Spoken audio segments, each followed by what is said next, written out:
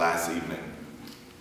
It's not the type of group of activists that has been diligent working to refrain from any violent acts.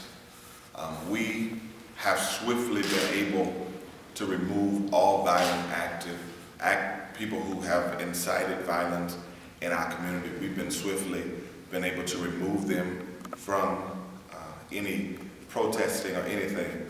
This is not who we are. Our community deals with behavior and making sure that we uphold our standards. Can you tell us your name? I'm sorry. My name is Pastor Derek Robinson, D-E-R-R-I-C-K, R-O-B-I-N-S-O-N. And what's your affiliation with the group? My relationship with the group is I'm one of the clergy who helped pull with Pastor Renita Lamkin, who helped pull the meeting together last evening. I'll be sharing with you a prepared statement. Last night, a small group of young men and women gathered to discuss the realities of the potential violence that lies ahead of us as we face the likely announcement that Darren Wilson will not be charged for the shooting death of Michael Brown.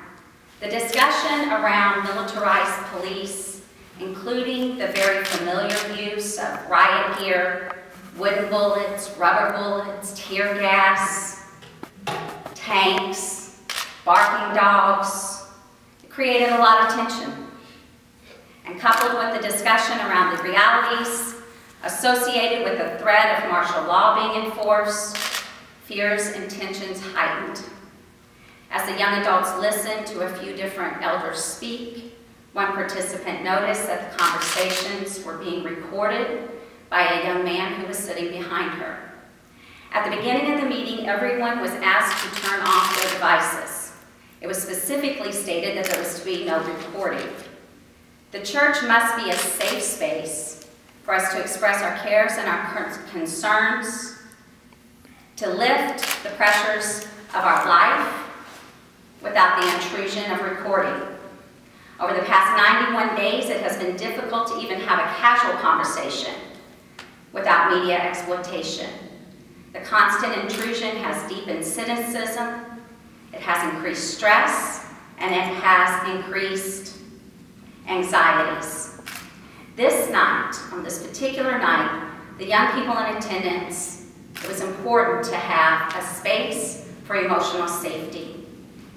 Those who are known to live stream and those who are known to record willingly turned off their devices.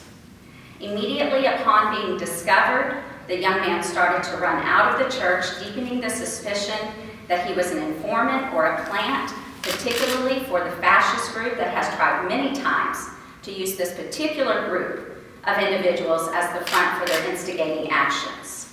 The group wanted him to give up his phone so that it could be determined whether or not he was actually recording. When he refused to give up his phone, tensions escalated. A few young men took him out of the sanctuary. All of this activity occurred within less than 5 minutes. Many of us stood stunned, not fully appreciating what was happening at the time. It was later reported to us that this young man had been injured. We want to reiterate that violence is not a part of our message. We gather to raise our voices against a system of injustice and to awaken the consciousness of a sleeping community. We raise our voices to awaken the consciousness to the realities of police brutality, among many other injustices suffered by our young people on an everyday basis in communities all across this region. The aggression toward this particular young man was a result of nerves being on edge as we yet wait for the announcement and the fallout that is yet to be known. We are so sorry that Chris was injured. We're sorry that he was caught in the crossfire of frustration with the system, emotional weariness, and fears of the forecast of battle that is rumored to be waged against people in the upcoming days. We are devastated that he had to go to the hospital.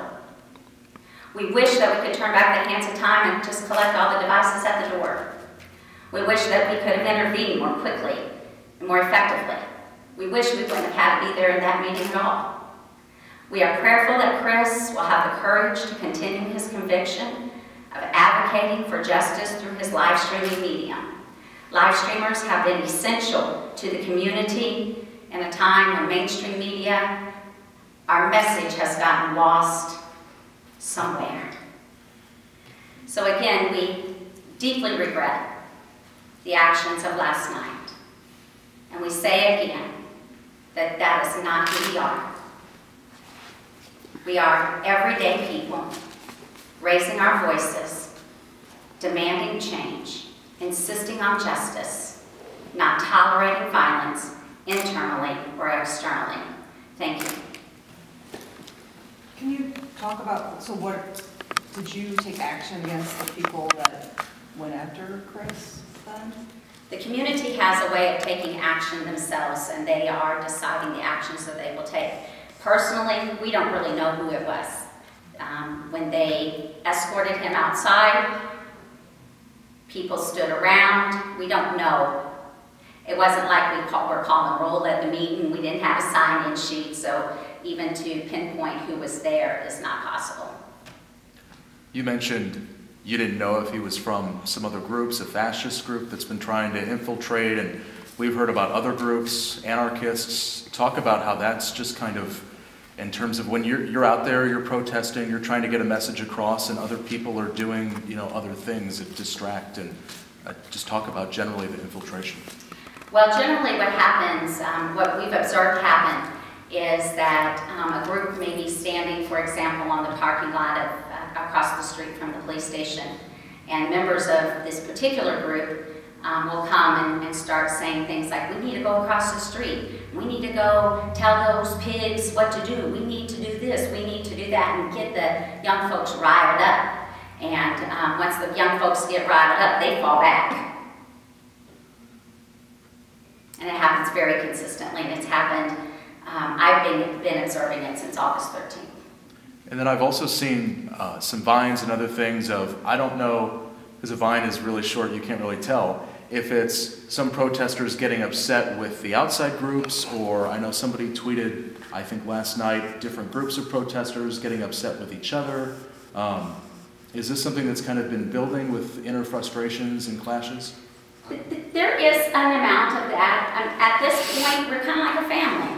And these are like brothers and sisters, and they squabble, and they work it out. And it's nothing that they can't handle. They get loud with each other, they get loud with me. And tomorrow, we all friends again. That's common. It's group dynamics. And, plus, if I may say, there's been a bit of unrest, and that unrest puts most of the protesters on nerves, and for the fact of them being drug off by the police, being spied on by various factions, all of those things cause a point of distrust as to who's really for the cause of justice or for some other cause to incite a riot. And those are the things that we're trying to prevent as clergy, is to try to weed out those kinds of people, so then that way we won't have any violence and no one would get hurt. Thank you. Patricia, you said earlier, I'm not sure which reporter you talked to, I think it was Paul, that it was members of the Lost Voices that did this? And then somebody from Lost Voices denied that anyone was involved. My name is Patricia Bynes, Patriciabynes. I'm the Democratic Committee woman of Ferguson Township. And yes, I did talk to Paul, and I was very honest when I spoke with Paul. And there are lots of groups that are involved in the protest movement. And it is my belief as a community member, as somebody who is also who goes out, groups and organizations need to hold their people accountable. We cannot ask to hold the police accountable, but yet we can't hold ourselves accountable. So if there are people and organizations that are doing things that go against the grain of what they would like people believe that their mission is, they need to handle that. And that's all that we all need to expect of ourselves. Because we can't ask to hold the police accountable, but yet we can't hold ourselves accountable. It just doesn't work like that. But I'm also trying to reconcile, like you said, it's people from Lost Voices, but you guys say you don't know who it is. So, I mean, is there somebody from Lost Voices here that can say? I would say yes? that there were several different groups of individuals there. And it is quite likely that in the group that escorted Chris Schaefer out of the sanctuary, that members of Lost Voices were included in that. Okay. But to say that it was their sole mission and they were the sole respondents, Okay. I don't believe would be Accurate. accurate. Correct. But just because we can't call the names of the other groups, or even if they are just freelance, kind of hang out, just show up and be a part, not really affiliated with the group, the Lost Voices certainly were not the only group there at that time. Okay. Is anyone from Lost Voices here? No. No. But my comment, I said that it was not all members of Lost Voices were even at this meeting. Right. But there were members of Lost Voices and people who associate with Lost Voices who were involved in this. That's what I saw. That's my statement. Okay. Patricia, has there been, an issue at all with some of these groups kind of going wayward from, the cause and from this united effort to be peaceful and that kind of thing? Well, there are more than just groups out there. You have individuals, and people make individual choices. So, like, there were individuals that chose to physically confront this young man when the pastors who were taking care of the meeting, no one had any idea other than the people who were involved of what was going on.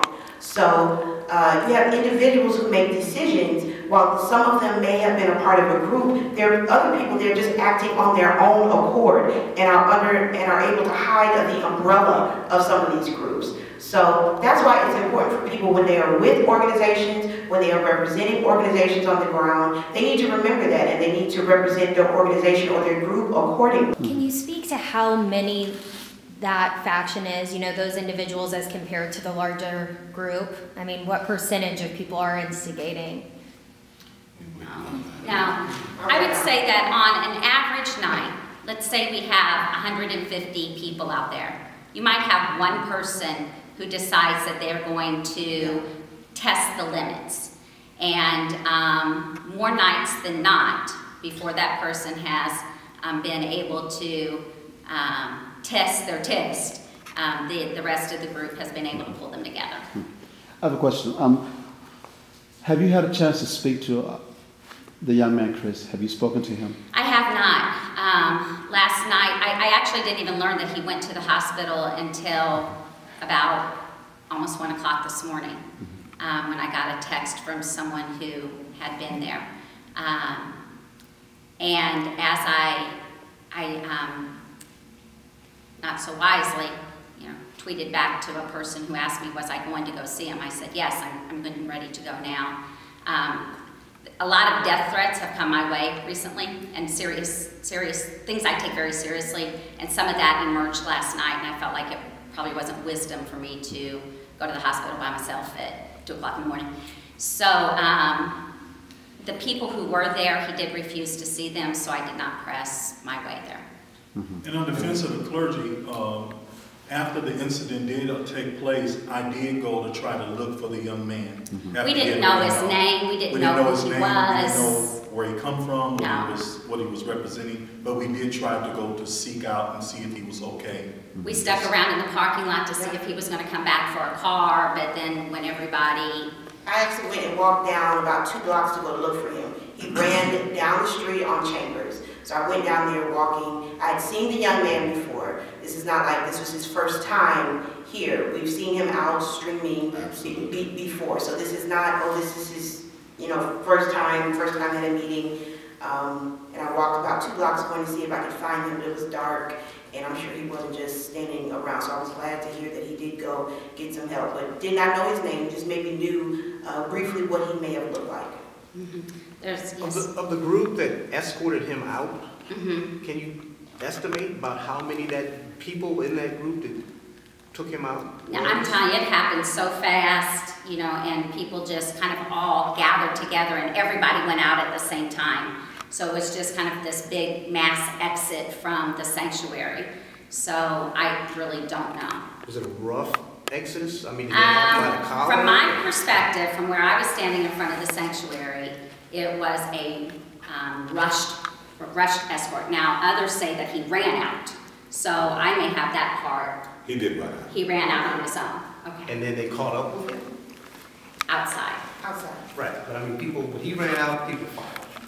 Yes. Well, people followed for two reasons. One, the people who were pursuing him, and then the rest of us saying, stop. Yeah. We were, I want to make this very clear. There were not just a room full of people just standing here watching what happened. This happened within 5 seconds. It was very fast about what happened. When people started standing up in the room saying, there's a phone off the hook, there's a phone off the hook. Those of us not involved, we had no idea what they were talking about. We were looking at each other like, a phone. People started standing up and then moving toward the back of the church. And we're still dazed. These two were leading their meeting at the front of the church. I'm sitting like on the first or second pew in the sanctuary. So all of a sudden people are standing up shouting, we're just trying to see what's going on, and the movement was taking place from the back of the church. So we're just looking at what happened. And there were those who genuinely believed that he was an informant, so people were getting out of there. They got in their cars and they got out fast. And let's just go on record to know that there were people that went out behind the ones that was escorting him and that stopped it. You know, I was one of them. I was just trying to get a kind of characterization. Yeah. No, so like I said, there were two groups, those pursuing him and the rest of us saying, what's going on? Stop it. What are you doing? What's going on? Stop it. We were very adamant about trying to stop whatever was going on because it was very confusing. What are you afraid this is going to do for like the message you want to get out? Because people that are just kind of living their lives and reading about this in the paper or wherever are going to think, oh gosh, their protesters are beating each other up. You know, like, is the message getting lost by things like this happening, and are you afraid of that? The message could get lost, depending on how media delivers the story. The message could get lost, but the message is very clear that as a group of young activists, the group in and of itself is not a violent group. Violence sometimes enters the group, but that does not make the group violent. And when violence enters the group, the perpetrators, the ones who lose themselves in that moment are dealt with. When you're saying group, you're just talking in general? In general. I'm talking about in general. I mean, let us go on record to say that we're right now taking steps and efforts to try to curb that situation from ever happening again. It is a process, you all, and this, you know, this, like they said, it just happened last night, and now we are all rethinking our strategy as moving forward, how we can keep everybody safe, you know, because then, as you know, anytime you're in a situation where there is already tension, there could be a situation, an altercation, but our aim as clergymen and other leaders in this whole group, we're trying to keep everybody safe, and by doing so, we're taking steps right now to ensure everyone's safety in the future. This is the 4th micro group that I've met with this week, and in each of the group meetings that we've shared together, the emphasis has been on, or one of the emphasis has been on, being more diligent in watching each other. When people are frightened, tensions escalate, and we noticed that many times in the early days of the conflict. When the police come out with their gear, when the tanks come out, when the shields come out, when the guns come out, it is frightening, it is terrifying. And when people are terrified, they automatically escalate, and we have to watch each other. Sometimes during times of deep emotional tension and fear, the trauma that we have experienced, sometimes people will act in ways that are not normal for their character. And sometimes we have to be there to remind each other that that is not who we are. You mentioned earlier, and you were just commenting on it then, about the tension. Do you think that in the media, for all the things that's been going on and the leakage and things that, do you think this is creating more of the tension, of the anticipation of the verdict? Absolutely, and I don't believe in leaking. Oh, okay. I believe in intentional, deliberate dissemination of parts of information for particular purposes. And so, yes, that has happened, and yes, it does create more anxiety, particularly since we can't confirm any of the pieces of information that have been disseminated. And I just want to say, you're speaking for those who organized the meeting last night. You're not necessarily speaking for the Lost Voices group or anything like that. Absolutely. Our goal is we're speaking as a collective. Are you a pastor with St. Mark's then, or were you? No, I pastor Kingdom Church in St. Louis. Okay. And so again, we totally apologize for what happened on last evening. And that's not our intention. And our goal is that we be able to develop a community of leaders that we're all able to get along. We're all able to come together on one accord. And we apologize to Chris again for all that has happened. Thank you. So given this and what happened before, do you guys feel comfortable that if it does get to the point where it was a few weeks ago, that you guys will have a better handle on it? Absolutely. We will have better security as well, even amongst our group. Are you talking about like, leaving phones at the door? Somebody mentioned that earlier. Absolutely. Phones been left at the door, persons policing the crowd. Thank you so much for your time. Thank you. Sir, you expect